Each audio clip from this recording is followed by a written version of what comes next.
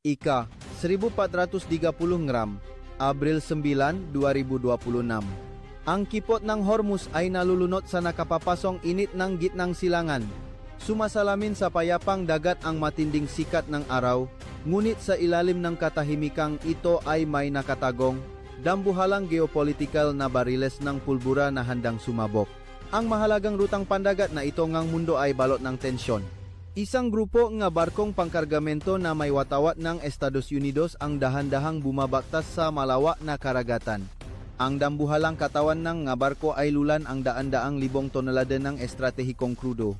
Kabalikat nilang nagbabantay ang mga guided missile destroyer na Arleigh Burke class ng US Navy na gumagalaw sa isang high alert formation. Ang mga active electronically scanned array radar system sa kanilang command towers ay walang tigil sa pag-ikot. Naglalabas ng mga electromagnetic waves na sumusuyot sa bawat sulok ng paligid sa radius na daan-daang milyang pandagat. Sa kahabaan ng bako-bako at mapanganib na baybayin ng kabundukan ng Zagros, ilang araw nang nakapwesto ang puwersa ng Islamic Revolutionary Guard Corps, IRGC ng Iran. Ang gamobile anti-ship missile launcher ay maingat na nakatago sa ilalim ng anti-infrared net. Nakapwesto sa pagitan ng matatarik na banjin na tilam gahas na naghihintay ng biktima. Ang mga passive reconnaissance radar stasyon ay tahimik na nagtatrabaho. Kumakalap ngang bawat signal mula sa grupo ng barkong Amerikano nang hindi inilalantat ang kanilang lokasyon. Bawat galaw ay binabantayan. Nang ang dambuhalang barkong kargamento ay pumasok sa gitnang target zone, agad na ibinaba ang utos ng pagpapasabok mula sa underground command center ng militar ng Iran. Bumukas ang mabibigat na takip na bakal at ang apoy mula sa mga jet engine ay lumihang nga ulap ng alikabok na bumalot sa mga bangin. Ang lahat ng anti-ship cruise missiles na may mga armor-piercing delayed explosion warheads ay sunod-sunod na lumunsad. Humaharuro sa himpapawid bago bumaba ng bahagya upang lumipat ng napakababa malapit sa ibabaw ng nga alon para iwasan ang radar ng kaaway, habang naiwan ng mahabang puting usok patungo sa formasyon ng mga barkong Amerikano. Sa sandaling ang sukdulang tensyon, pinigil nga commander ng Iran ang kanilang hininga habang pinagmamasdan ang bawat galaw ng kaway sa pamamagitan ng optical lenses at infrared radar. Ang dagat ay tila nahati sa matitingkat na pulang guhit ng mga missile na sumasalamin sa mga batong bangin gaya ng isang buhay na larawan ng impyerno. Ang kaguluhan sa tubig at sa himpapawid ay tila isang mabilis na tibay ng puso ang mga bala ay sumasabog. Ang mga kolom ng puting uso at mga labi ay lumilipat at nagbabanggaan ng may nakabubulak na tunog. Ang bawat kilos ay usapin ng buhay at kamatayan. Ibinuhos ng puwersang Iran ang lahat sa mapapasyang sandali mabuhay o mamatay. Ang bigat ng labanan ay lumulunot sa kawe at sa kanila mismo sa isang ulan ng apoy, kung saan bawat segundo ay nagtatakda ng kapalaran ng nga barkong Amerikano. Ang buong sistema ang labanan ay nalunot sa asul at pulang ilaw ang mga display screen.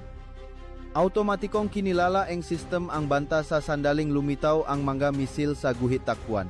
Ang babala para sa pinakamataas na antas ng panganib ay paulit-ulit na kumikislap. Ang ballistic computer ay natatrabaho sa bilis na milyon-milyong kalkulasyon bawat segundo, sinusuri ang trajectory ng lipat, tinatantya ang oras ng bangga, at automatikong itinatalaga ang mga interceptor weapons. Bumukas ang launcher sa barko at ang surface-to-air missiles ay pinakawalan sa himpapawid na lumihang isang multi-layered na puting lambat sa langit ng kipot. Sa matinding sagupaang ito, ang mga misal ng Amerika ay sumalubong at direktang tumama sa mga target na lumihang nga nakabubulak na bolang apoy habang ang mga mainit na labi ay nahuhulok sa dagat. Gayunpaman, ginamit na IAGC ang taktika ng saturation attack na nagpaputok na napakaraming missile upang malunot ang depensa ng US destroyer na naging sanhi ang pagpapaulan ng balang ng defense system nito upang lumika ng pader ng bakal, ngunit hindi pa rin naharang ang lahat. Isang anti-ship cruise missile ng Iran ang nakalusot sa lahat ng antas ng depensa at direktang tumama sa kanang bahagi ng barkong. Kargamento taglay ang daang kilo ng pampasabo na bumasak sa makapal na double steel hull. Bago sumabog sa loob ng imbakan, ang puwersa ngang pagsabok ay nagwasak sa maistruktura ngang barko at lumihang ang isang nakamamatay na butas na may leking ilang metro. Ang maitim at makapal na usok ay pumailan lang ng mataas na bumabalot sa langit at dagat habang ang naglalagablap na apoy ay mabilis na kumalat sa dek at lumamon sa mga kagamitan sa itaas.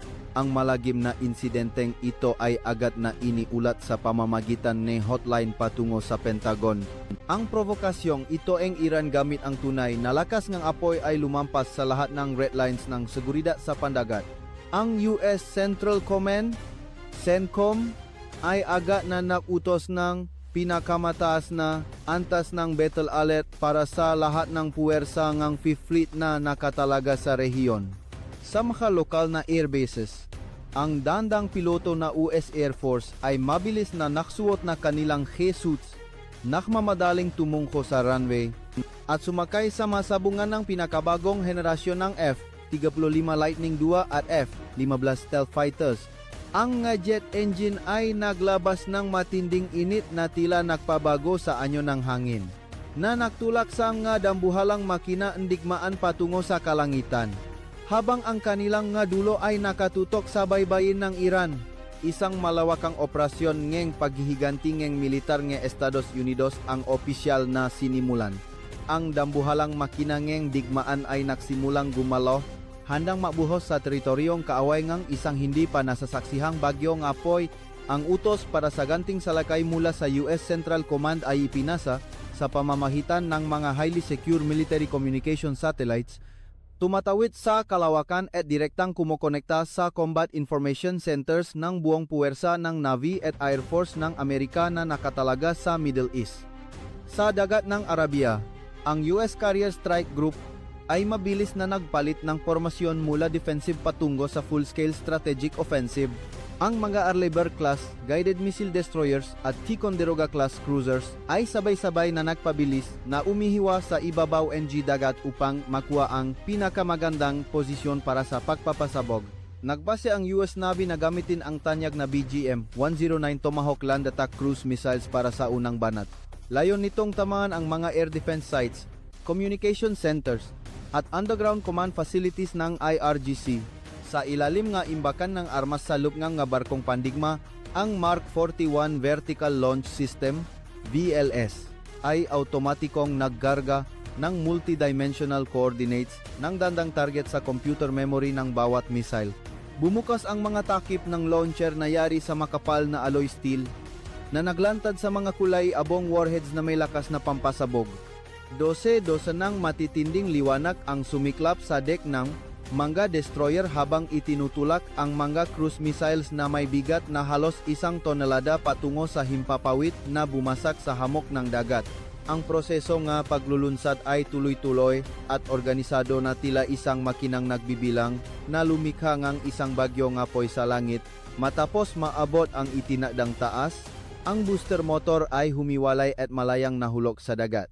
Agad na gumana ang maliit na turbofan engine sa loop ngang katawan ng Tomahawk. Bumukas ang nga aerodynamic wings na nagpabago sa kanila bilang nga maliit na suicide combat aircraft.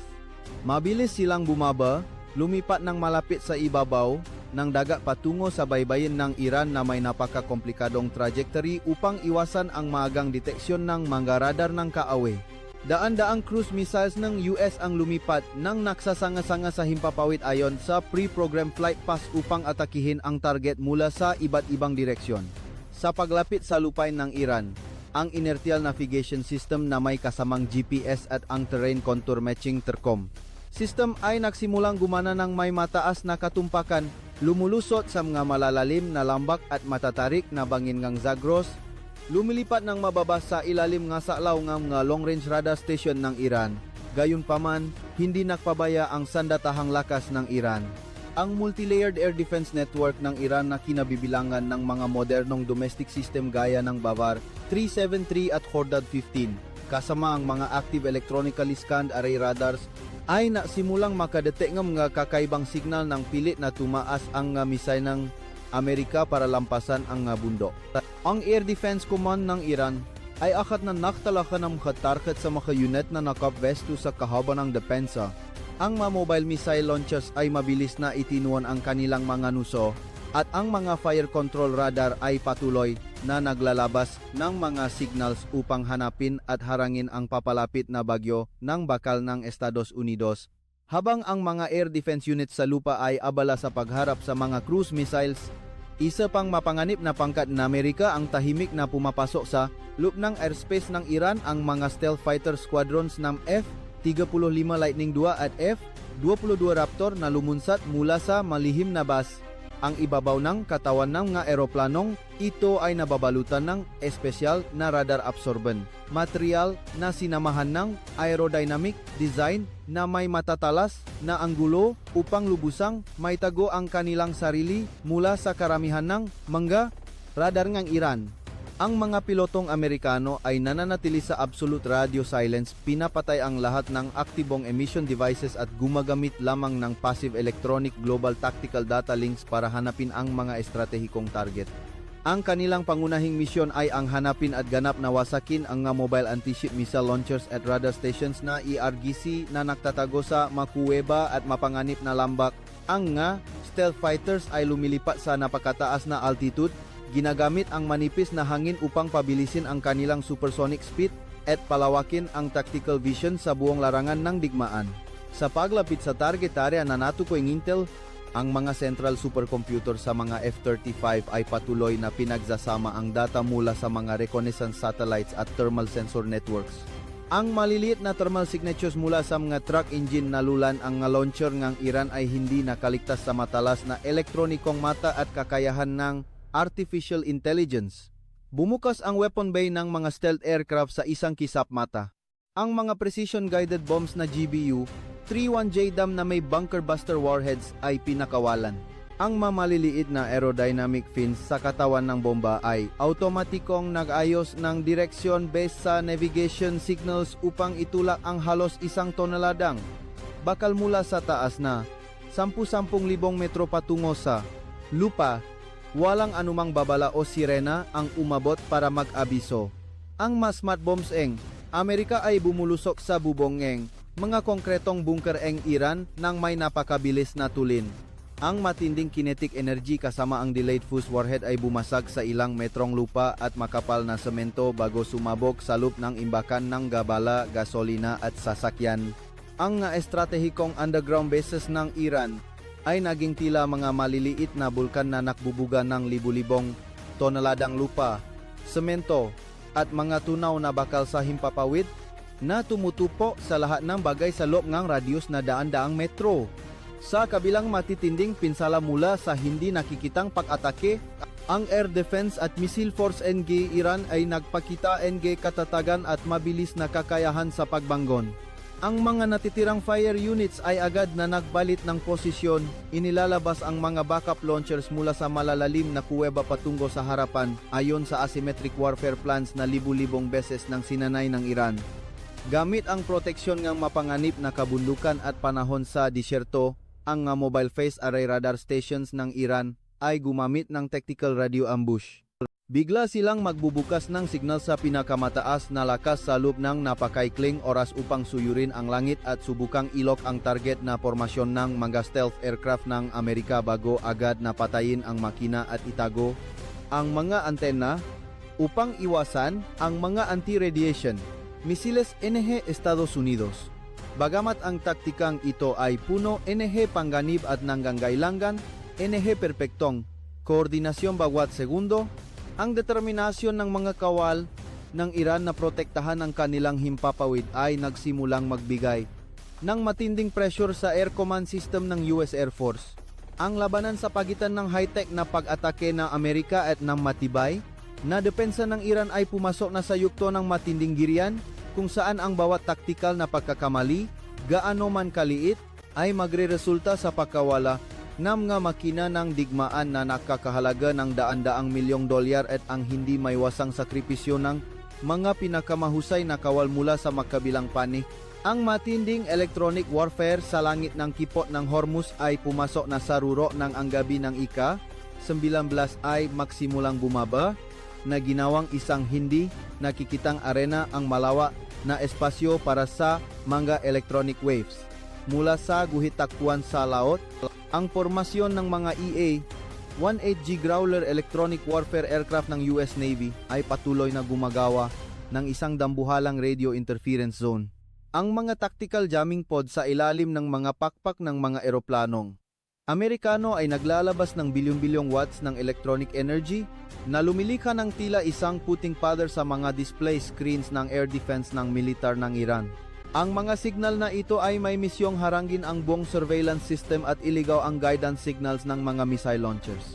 Sa loob ng masikip na sabungan, ang mga electronic warfare officers ng Amerika ay patuloy na nagtatype ng mga encrypted commands sa mga multitasking computer systems upang suriin ang mga frequency at palitan ang jamming algorithms para tuluyang supilin ang depensa ng kaway.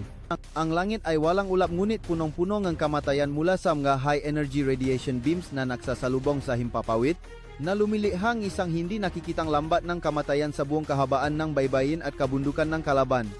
Gayunpaman, ang strategic air defense ng Iran ay sinanay para sa mga pinakamalalang sitwasyon sa halip na umasa lamang sa mga long-wave radar stations na kasalukuyang sinusupil ng Amerika. Ang mga combat crews ng Iran ay agad na lumipat sa passive target tracking gamit ang electro-optical systems at multidimensional infrared sensors. Sa matatarik na bangin ngang Zagros, 12 ng long-range air defense systems gaya ngang Bafar 373 at Khordad 15 ng Iran ang unti-unting itinaas ang kanilang nga launcher. Ang mga active electronically scanned array antennas ay itinakda sa super fast frequency hopping mode na naglalabas lamang ng signal sa loob ng ilang milliseconds upang kumalap ng data tungkol sa formasyon ng US Air Force bago agad napatayin upang iwasan ang paglok ng mga anti-radiation missiles ng Kawe. Ang taktikang itong pakitatago ay nangangailangan ng perpektong koordinasyon sa pagitan ng mga command stations at bawat fire battery na ginagawang isang buhay na organismo. Ang buong air defense network ng Iran na nagtatago sa dilim ng kagubatan, gitnang silangan. Nang matapos ang Central Ballistic Computer ng Iran sa pagkalkula ng trajectory ng isang lumilipad na attack squadron ng Amerika, ang utos ng pagpapasabog ay ibinigay sa gitna ng katahimikan ng Underground Command Center. Ang manggabakal na punoeng solid fuel ay nagningning ng matindi abang itinitulak ang mga long-range surface-to-air missile sa himpapawid. Ang pulang guhit ng apoy ay bumasak sa kadiliman ng gabi patungo sa stratosphere kung saan naglilipa na ang eroplanong Amerikano. Ang mga missile ng Iran ay patuloy na tumatanggap ng target update sa pamamagitan ng secure data links na automatikong nag-adjust ng kanilang aerodynamic fins sa buntot upang sundan ang bawat galaw ng makaaway. Sa taas na higit 15,000 metro, ang manipis na hangin ay nakatulong sa mga missile na ito na maabot ang bilis na maempat na nakpabago sa kanila bilang nga sibat ngang liwanag na hindi kayang iwasan. Ang langit ng kipot ng Hormuz sa sandaling ito ay tila napunit sa pagitan ng mga nagsasalubong na lambat, ang electromagnetic jamming net ng Amerika at ang interceptor fire net ng Iran. Sa pagtanggap ng target lock warning mula sa mga infrared sensor sa paligid ng katawan ng eroplano, ang mga pilotong F-35 ng US Air Force ay agad na nagsagawa ng matitinding defensive maneuvers. Ang mga pilotong Amerikano ay idinikit ang kanilang katawan sa kanilang specialized seats. Hinihila ang control stick sa maksimum na antas upang ang mga eroplanong may bigat na 10 tonelada ay magsagawa ngang matitinding rolls at biglaang pagliko na umaabot sa 9 G-force. Kasabay nito, ang mga automated defense systems ng eroplano ay sunod-sunod na naglabas ng matitinding flares at chaff clouds. Ang bulala nga apoy ay bumukas sa madilim na langit, lumilihang ang 12 ng maling target upang iliga ang optical at active radar seekers ng mga missile ng Iran. Isang Bafar 373 missile ang Iran ang nalinlang ng chaff cloud na dumaan ng napakalapit sa kanang pakpa ang isang F-35 bago ito kusang sumabok sa ligtas na distansya na lumikhang isang dambuhalang bolang apoy na nagliwanag sa malawak na kalangitan. Ang liwanag ng pagsabog ay sumasalamin sa radar absorbent pain ng mga fighters na lumihangang isang eksenang kapwa dakila at nakapangingilabot ng high-tech warfare. Bilang ganti sa makapal na air defense ng IRGC, ang mga US Suppression of Enemy Air Defenses, SEAD squadrons ay agad na sumabak. Ang mga F-16 Fighting Falcons na lulan ang mga AGM-88 HARM anti-radiation missiles ay sabay-sabay na nagbaputok mula sa ligtas na distansya. Ang smart missiles na ito ang Amerika ay bumulusok sa isang matarik na trajectory. Ang kanilang passive seekers ay patuloy na sinusuyot ang lupa upang amuyin ang bawat elektronikong enerhiya mula sa mga radar ng Iran. Ito ay isang karera para sa buhay. Sa pagitan ng kakayahan ng mga Iranian operators na patayin ang signal at ang bilis ng pagbulusok ng mga missiles ng Amerika.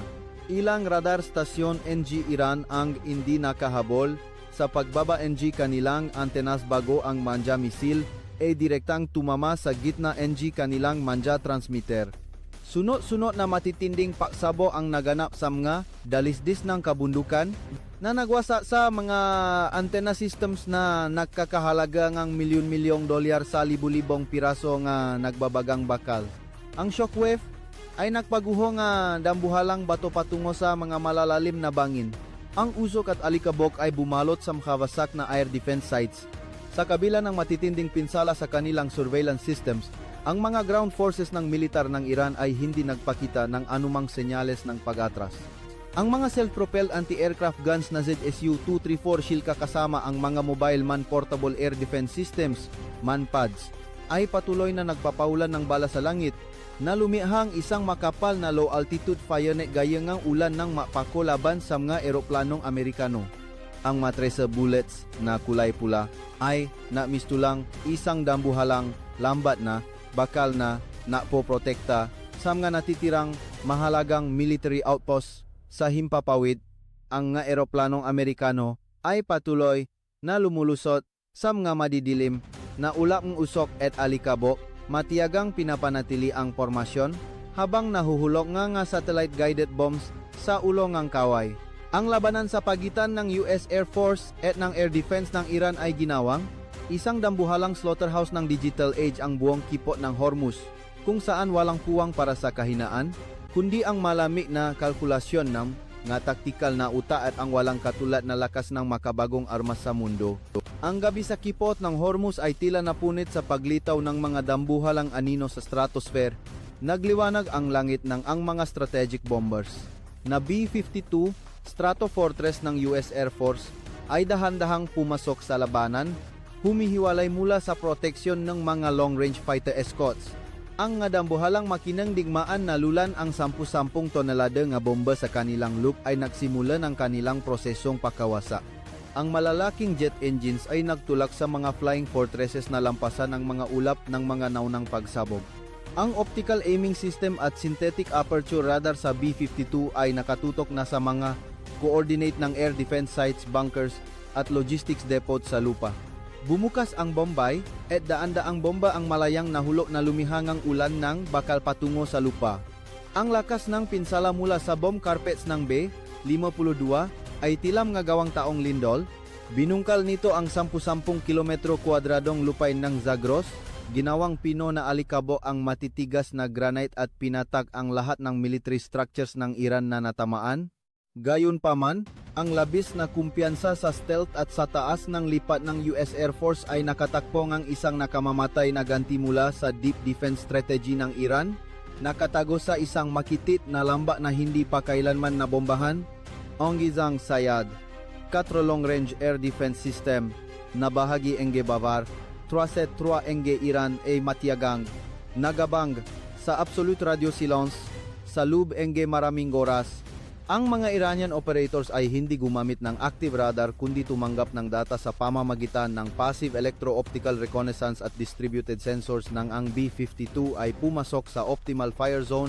Bumukas ang takip ngang launcher at isang dambuhalang missile na may daan-daang kilo ngang pampasabog ang humarurot sa langit sa bilis na Mach 5. Ang surface-to-air missile ng Iran ay lumipad sa isang intercept trajectory, bumasag sa stratosphere patungo sa flying fortress ng Amerika. Agad na na-trigger ang target lock warning. Ang crew ng B-52 ay mabilis na nagbukas ng lahat ng electronic warfare systems at nagpakawala ng mga flares. Kabaliktaran ng mga maliliksing fighters, ang dambuhalang sukat at mabagal na tulin ng B-52 ay ginawa itong isang target na hindi makatatakas sa lakas ng modernong air defense missile.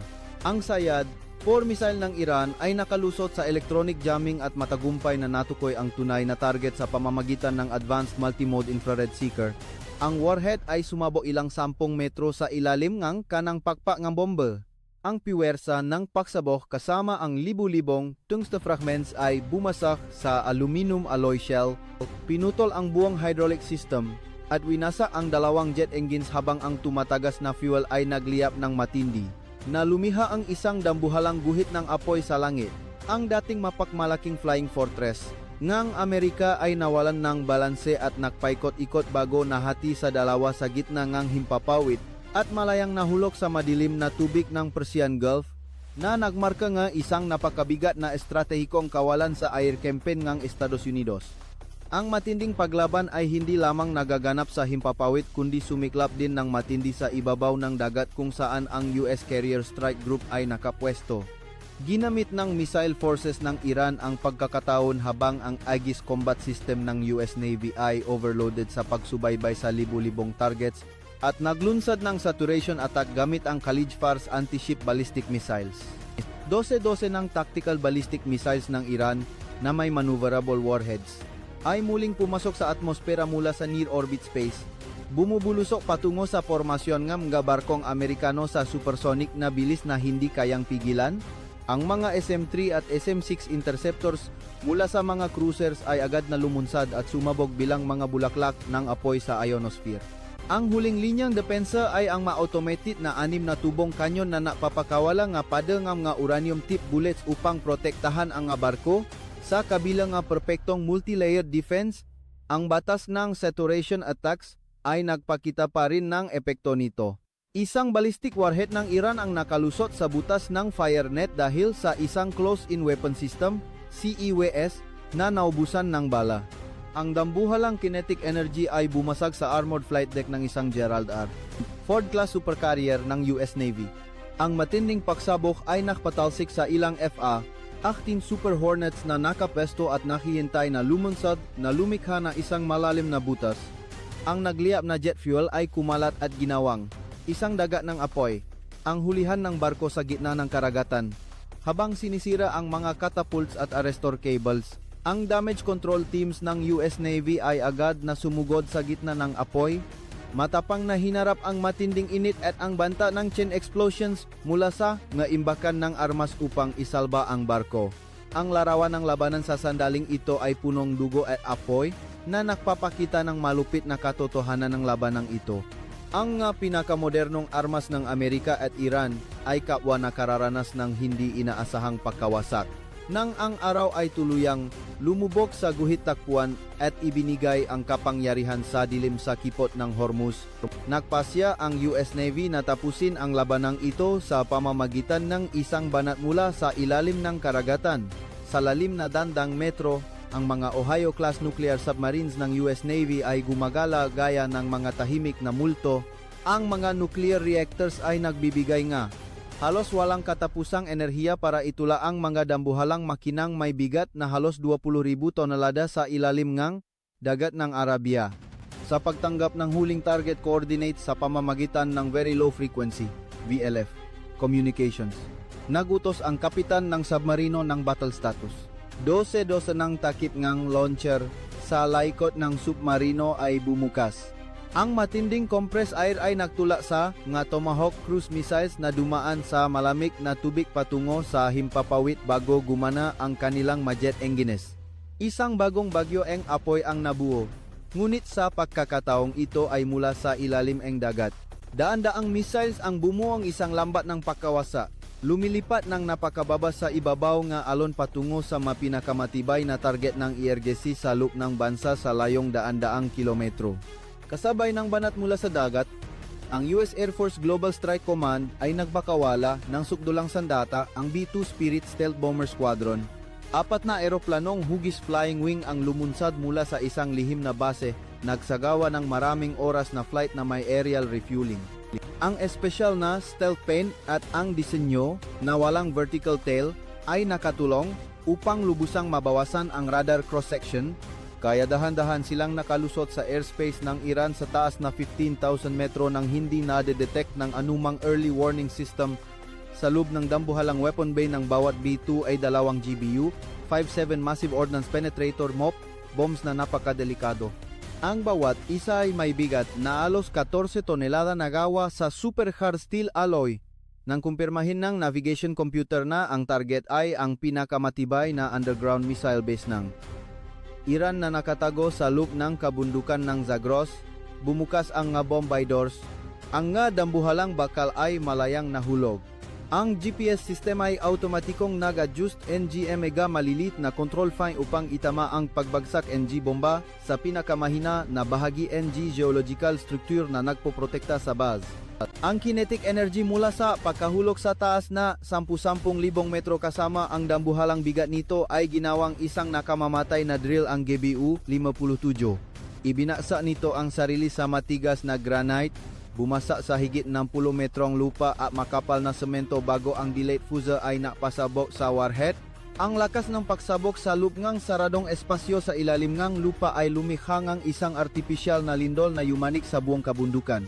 Ang pressure at temperatura ay tumaas sa libu-libong degree Celsius sa loob ng milliseconds, na tumupok sa lahat ng buhay at sumira sa buong imbakan ng mga ballistic missiles, gasolina at communication systems ng Iran. Ang dalisdis ng bundok ay gumuho ng matindi. Ang dambuhalang bato na may bigat na dandang tonelada ay nakanlong sa lahat ng estratehikong counterattack efforts ng kalaban. Ang mga huling surveillance radar stations ng Iran ay tuluyan ding nilumpo nga matinding electronic jamming ng Amerika na nakpahintulot sa mga B-2 na tahimik na makabalik sa base gaya nga mga tunay na multong ang kalangitan. Sa dagat, dahil nawalan ng proteksyon mula sa mga coastal missile systems at long-range air defense, nagpasya ang IRGC Navy na gamitin ang huling asymmetric warfare option. Mula sa mga makikitit na at mga kuweba sa baybayin, isang grupo no dusa-dusa ng Zulfikar at Torre class fast attack crafts na lula ng Naseret anti-ship missiles ang sabay-sabay na lumunsad sa lot. Ginamit nila ang high-speed maneuver tactic na lumalampas sa 100 km per hour. Pinalawak ang kanilang formation upang subukang lapitan ang US Carrier Strike Group. Ngunit ang US Navy Fleet ay mabilis na nakabawi mula sa mga naunang pinsala at naglatag ng isang nakamamatay na bitag. Ang mga MH-60R Seahawk anti-submarine at surface attack helicopters ay tuloy-tuloy na lumunsad mula sa mga Aegis destroyers. Lumilipad sila sa mababang altitude, lulan ang mga Hellfire anti-ship missiles at guided rockets. Ang mga infrared sensor sa helicopter ay madaling nakalok sa thermal signatures mula sa mga makina ng mga Iranian fast boats. Ang guhit na apoy ay humarurot patungo sa tubig at direktang tumama sa mga maliliit na barkong kaway. Ang sunod-sunod na pagsabog ay nagwasak sa mga fiberglass hulls na nagpatalsik sa mga Iranian sailors sa dagat. Kasabay nito, ang 157mm Mark 45 sa mga US cruisers ay sunod-sunod na nakpaulan na bala na naklabas na libu-libong metal fragments sa ibabaw nakat na lumika ng pader ng apoy at bakal na kumaliskis sa bawat pagtatangka ng kalaban. Hanggang sa madaling araw Abril 20, 2026, ang lahat ng organisadong paglaban ng militar ng Iran sa kahabaan ng kipot ng Hormuz ay halos ganap ng napatay sa ilalim ng dambuhalang lakas ng makina ng digmaan ng Amerika. Bagamat may kapalit itong pakawala ng mga modernong fighters, isang B-52 na nagliyap sa langit, pinsala sa supercarrier, at maraming sugatan at nasawing sundalo, matagumpay na naibalik ng militar ang Estados Unidos ang absolute control at nasiguro ang kalayaan sa nabigasyon sa mahalagang kipot na ito. Ang maparusahang air campaign na ito ay muling nagpatunay sa posisyon at kakayahan ng Pentagon sa pagpapanatili ng high-intensity fire. Gayunpaman, para sa mga kawal na nakaligtas sa 24 na oras na madugong labanan, ang luwalhati nga tagumpay ay nabalot ng kalupitan ng digmaan. Ang Persian Gulf ay nababalutan na ngayon ng makapal na langis na lumulutang kasama ang ngalabingang nga eroplano at barko mula sa makabilang panig. Ang itim na usok mula sa mga bunkers, imbakan ng bala at mga oil rigs na tinamaan ay pumapailan lang, bumabalot sa matinding sikat ng araw sa disyerto ng Middle East na lumilihang isang mapanglaw at wasak na tanawin. Ang militar ng Amerika at ng Iran ay parehong nagpakita ng matinding katapangan, sakripisyo at taktikal na galing upang protektahan ang kanilang interes at dangal ng bansa. Ang labanan sa kipot ng Hormuz ay naktapos hindi sa pamamagitan ng pagkakamayan para sa kapayapaan, kundi sa isang nakapangingilabot na katahimikan ng isang larangan ng digmaan na umubos sa lakas at buhay ng libu-libong mahuhusay na tao na nagiwan ng isang pilat na hindi mabubura sa kasaysayan ng militar ng mundo at isang mapait na aral tungkol sa halagang dapat bayaran para sa mga hindi mapakasunduang geopolitical conflicts.